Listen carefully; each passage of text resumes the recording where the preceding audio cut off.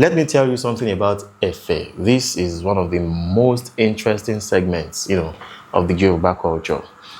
You see, the Yoruba people are a difficult people to suppress. And if only we knew ourselves a little more, certain obscenities going on in our land right now would never have been possible. Since the days of our ancestors, we have built cultural structures that allow speaking truth to power, challenging power openly, but creatively. And these structures are still there, waiting to be revived. Have you heard of Efe? The word Efe, as we use it today, means joke or jest, but of a very different kind. To know about Efe, you have to know about Gelede. Within the Gelede tradition, where Yoruba men dress like women and dance to the sacred entertainment of the mothers as a form of homage to the feminine power, there exists a sacred night of satire and sarcasm called the Night of Efe. This Efe performance is done on the eve of the Gelede festival, meaning if Gelede will come out tomorrow, Efe must come out the night before. It is an overnight performance. A very skilled poet and orator is the star of the night, the protagonist of the show. He emerges wearing the Efe mask.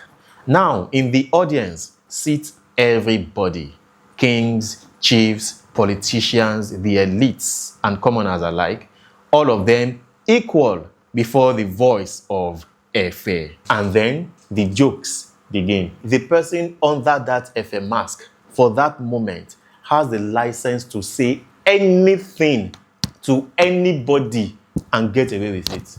Like, imagine the president of your country, imagine the powerful politicians of any country seated at an event, and then there is one ordinary commoner who, because he's wearing some mask, comes out to ridicule your president, and every person is laughing at him. That is what happens on the night of Efe performance. The Efe ridicules corruption, he exposes hypocrisy, mocks abuse of power, and calls out social rot publicly.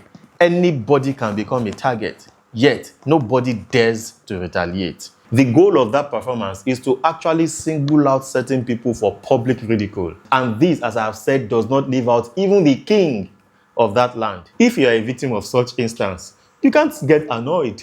Oh, le binu, tó bá fajúro wá ní ṣùgbọ́n ṣẹ̀fẹ̀ ni, eré là ń ṣe, see everybody laughing. We are all celebrating. What are you angry at? But everybody knows it is never just a joke. Not just Efe. It is accountability disguised as entertainment. It is protest hidden inside poetry. The Yoruba society is one that has created mechanisms to check power long before the word democracy was coined. Now, last December in Igbobi Shabe, I witnessed an Efe performance, live and direct, and I felt immense pride.